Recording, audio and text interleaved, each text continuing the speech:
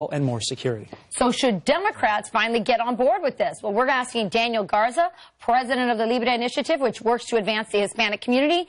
And full disclosure, I used to work there. I was your national spokeswoman for a while. Terrific. Thank you. I'm sure she was amazing. Quite a loss. The best. By the way. Oh, my gosh. Well, Daniel, you're the president of LIBRE. Why shouldn't... Well, first of all, is LIBRE backing the plan? Let's start with that. We feel it was, we commend the president. We praise what he announced. We feel it's a very strong and bold proposal. There are, aspects to it that I think merit further consideration, like, of course, the restrictions or the arbitrary cuts to family migration. But overall, this is a reason for Democrats to come to the table and finally get a long-term permanent solution to this problem. LIBRE is willing to come to the negotiating table on this. Why aren't other groups? I look at La Rata, I look at LULAC. If you're Hispanic, you know what those groups are. Why aren't they getting to the negotiating table? That has sort of been the frustrating part for the Latino community, is that for the Democrats, honestly, it's been a lot of lip service. And they have not delivered on any kind of legislation. Look, in 2007, George Bush was ready to sign a law. Frist, who led the Senate, the Republicans controlled the Senate leader, the Republican majority, passed legislation, and it actually stalled at the desk of Nancy Pelosi and Rahm Emanuel. And then Barack Obama actually had the White House, had the Senate, had the House, but did not see it as a priority. 2008, Barack Obama said, my first year in office, I will get comprehensive immigration reform. He made that promise directly to the Latino community. But now Trump is. Now, Daniel, deliver on that. If the president is named Joe Smith and not Donald Trump, does this legislation get passed by the Democrats?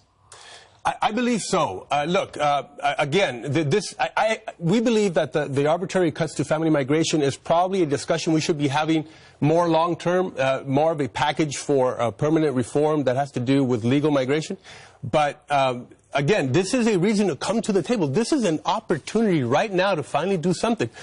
The president blew everybody away by actually proposing that he would give citizenship to 1.8 million DACA 3 times what Obama offered, right? Almost 3 times that, exactly right. So, look, everything you heard about Donald Trump, you'd think he would actually have maybe reduced that number down, but he actually almost tripled it. He made a deal they really shouldn't be able to refuse. No, he did show heart. It was and talking about results, the president, everyone assumed, oh, he's going to have the worst relationship with Mexico. And yet their foreign relations secretary just put out this statement. I think in many ways, the relationship today is more fluid. It's closer than it was with previous administrations. So is that a negotiating strategy by Mexico saying, Chuck Schumer put the wall on the table a couple of weeks ago, this might be more of a reality than we thought, we've got to kind of reach out to Donald Trump? Or have things actually gotten better despite what the mainstream media says? Look, according to the media, you would think this is counterintuitive, but the negotiations with NAFTA actually have proven very productive. They are now in their 7th round. At the end of February, they're going to be in Mexico City. And there are discussions now, obviously, on food safety, on telecommunications, on digital issues. These are all things that create dialogue, that engender, I think, a relationship that has been very positive with Mexico. And they are seeing that there's a lot more to Donald Trump than the media had led them to believe.